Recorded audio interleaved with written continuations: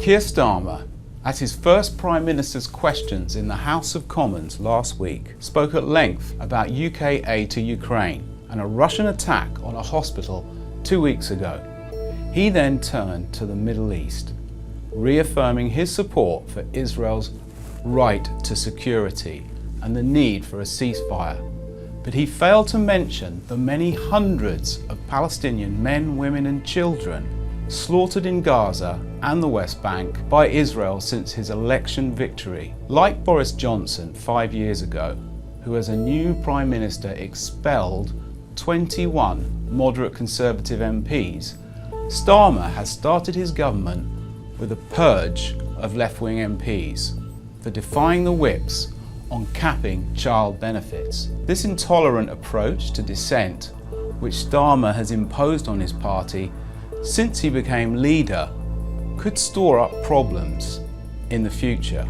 Continuity with Conservative policies also applies to the Labour government's approach to the Middle East and Israel. There was barely a soon-to-be banned cigarette paper between Rishi Sunak and Starmer at PMQs. It has been argued that the Starmer government will not meaningfully shift UK policy on Gaza and the escalating regional conflict. This is due to the structural realities of declining British power and influence, and its need to remain close to the US and Europe in supporting Israel, despite the horrors it has inflicted on Palestinians.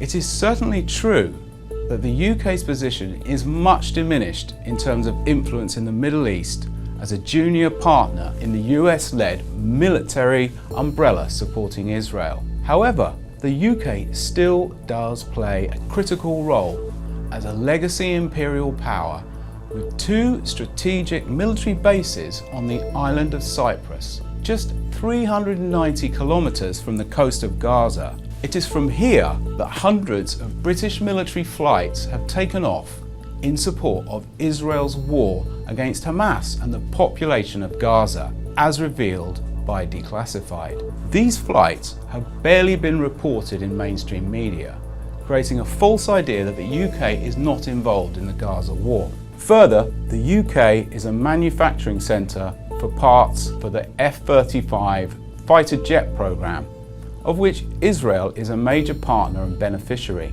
So a UK withdrawal from any of its functions within the pro-Israel Western military alliance would be a significant blow, both symbolically and practically. It would not stop the war, but it would leave Israel further isolated from one of its long-standing allies. This is especially so because since Brexit, the UK has developed much closer military ties with Israel. This includes joint military exercises with Israel and major contracts with Israeli high-tech weapons firms for surveillance and targeting technology for the UK armed forces. These structural realities will make any winding down of UK-Israeli ties difficult, but not impossible.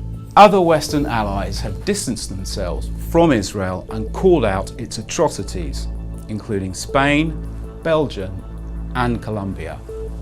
The UK could do likewise. Following his visit to Washington, David Lammy's second foreign trip as Foreign Secretary was to Jerusalem, where he posed for a photo opportunity with Israeli Prime Minister Benjamin Netanyahu. Nothing significant came of that visit other than the optics of the UK standing with Israel and treating it as an ally rather than a rogue state facing charges of genocide and war crimes at the International Court of Justice. Last week, David Lammy was asked in Parliament by a Green MP if the government would be suspending arms sales to Israel.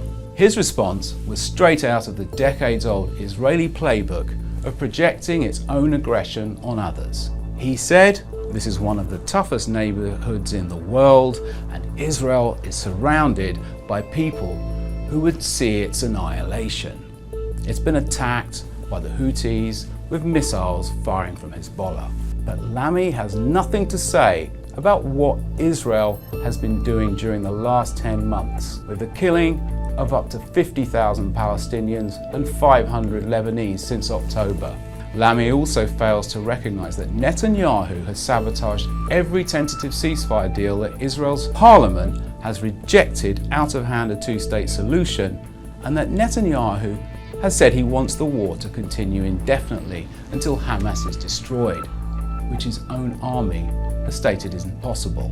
Last week, the International Court of Justice released a decisive opinion on Israel's occupation and its policies towards Palestinians. It judged the occupation is in fact an illegal annexation amounting to apartheid, and it ruled that all settlements in the West Bank must be dismantled and the occupation and siege of Gaza must end. Western powers, including Britain, can no longer be in any doubt that international law commands them to cease aiding Israel and to cease providing diplomatic and political cover for its atrocities. David Lammy knows this. If this happens, all those who have protested for 9 months against UK support for Israel's genocide can take this as a victory. Speaking up, protesting, opposing genocide through the courts and on the streets can make a difference.